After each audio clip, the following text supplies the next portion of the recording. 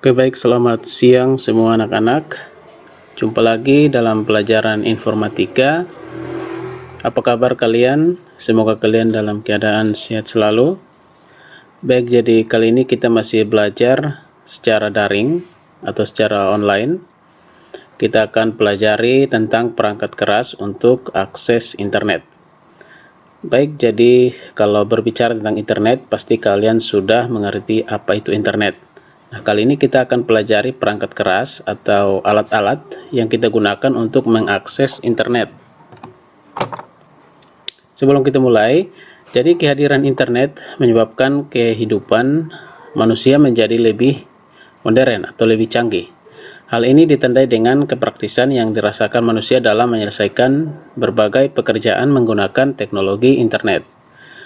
Jadi secara umum terdapat dua perangkat yang kita butuhkan agar dapat mengakses internet, yakni perangkat keras dan perangkat lunak. Perangkat keras ini yang akan memiliki wujud fisik. Jadi perangkat keras ini memiliki wujud fisik yang nyata atau bisa kita pegang, sedangkan perangkat lunak merupakan sebuah program atau aplikasi yang digunakan untuk menikmati fasilitas yang ada di internet. Oke, yang pertama, komputer. Nah, perangkat keras yang pertama adalah komputer. Jadi, komputer ini merupakan perangkat yang paling mendasar untuk mengakses internet. Seperti yang diketahui bahwa dalam komputer terdapat berbagai jenis hardware yang terpasang. Ketika mengakses internet, ada beberapa perangkat yang bekerja seperti prosesor, RAM, hard disk, dan VGA card.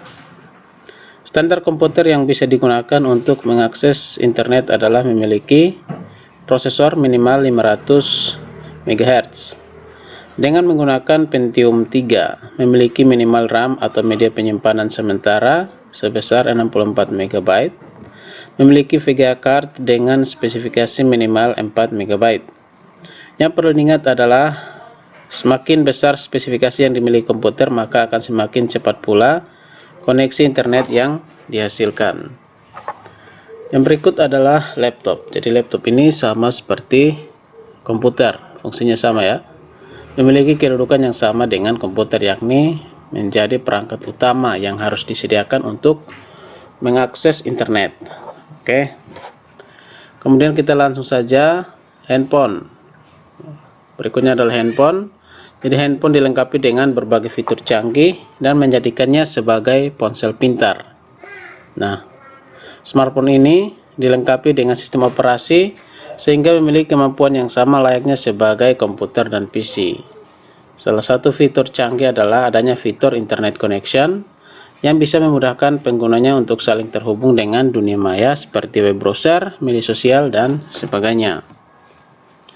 Berikutnya adalah modem. Nah, modem ini adalah perangkat keras yang dapat digunakan untuk melakukan koneksi ke jaringan internet. Modem itu sendiri merupakan singkatan dari modulator demodulator. Nah, modulator yang memiliki fungsi sebagai pengubah sinyal informasi menjadi sinyal pembawa untuk dikirim kepada pengguna melalui device tertentu. Sedangkan demodulator yang memiliki fungsi sebagai proses penerima kembali data yang telah dikirim. Berikutnya adalah LAN card. Nah, LAN card ini adalah disebut dengan NIC atau Network Interface Card. Merupakan suatu perangkat keras yang digunakan untuk menghubungkan dua atau lebih komputer dalam satu jaringan, khususnya jaringan local area network. Merupakan jaringan yang hanya mencakup wilayah yang cakupannya tidak luas, misalnya jaringan yang berada dalam suatu gedung atau ruangan, misalnya warnet. Kemudian ada wireless card atau kartu WiFi. Biasa dipasang di laptop atau di komputer untuk menangkap jaringan WiFi yang ada di sekitar kita. Nah, jika tidak ada alat ini, maka laptop atau komputer yang kita pakai tidak bisa terhubung ke jaringan WiFi yang tersedia. Kemudian ada kabel jaringan. Nah, kabel jaringan ini seperti ini ya. Jadi ada kabel UTP, ada STP. Kabel jaringan merupakan kabel yang dirancang khusus sebagai media transmisi data dalam sistem jaringan komputer.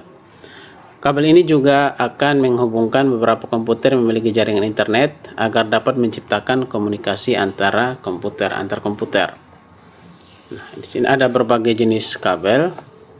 Nah, di sini salah satu contohnya adalah kabel UTP atau kabel STP. Ada juga kabel fiber optik yang biasa dipakai di IndiHome. Nah, ini adalah kabel fiber optik. Kemudian ada router. Nah, router itu merupakan perangkat yang memiliki fungsi yang sama dengan bridge atau penghubung, di mana menghubungkan dua jaringan atau lebih untuk mendistribusikan paket data satu dengan paket data yang lainnya, baik itu dalam satu jaringan yang sama ataupun berbeda. Nah, router ini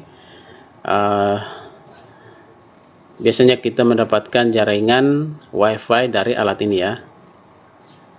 Alat ini disebut dengan router.